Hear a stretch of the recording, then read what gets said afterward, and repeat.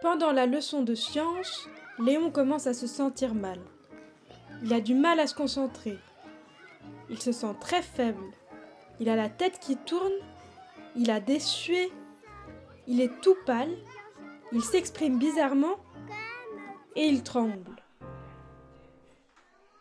Comme le professeur est attentif, il le remarque. Il regarde le capteur de Léon pour vérifier son taux de glucose.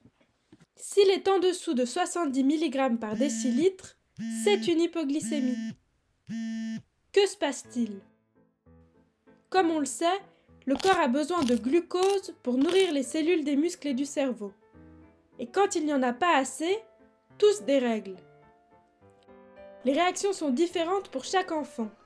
En général les mêmes que Léon, mais d'autres parlent fort, d'autres s'énervent, chacun a ses propres symptômes. Il faut rester attentif et intervenir dès qu'il se manifeste lorsque le taux de glucose chute. Heureusement, la solution est simple et efficace, il faut que Léon se resucre. En général, il sait ce qu'il faut faire. Ça n'est pas la première fois que ça lui arrive. Chaque enfant qui a un DT1 est habitué au haut et au bas de sa glycémie et l'hypoglycémie fait partie de la vie quotidienne. Pour faire remonter son taux de glucose, il doit manger du sucre. Pour plus de sécurité, on a prévu dans la classe un endroit où on a rangé les sucreries pour qu'on les retrouve rapidement, au cas où. Le professeur n'est pas loin pour aider Léon si besoin. C'est plus prudent. Et s'il a des questions, tout est prévu dans le projet d'accueil individualisé qui lui donne la marche à suivre. En principe, il faut un sucre pour 20 kg de poids de l'enfant et la glycémie va revenir à la normale en 10 minutes.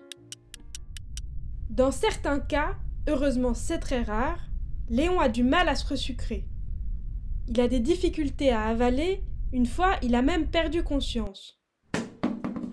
Que faire? Eh bien un Baqsimi. Le Baqsimi c'est un spray facile à administrer par le nez, il contient du glucagon, une hormone qui va déclencher les réserves en sucre du foie pour rétablir une glycémie normale.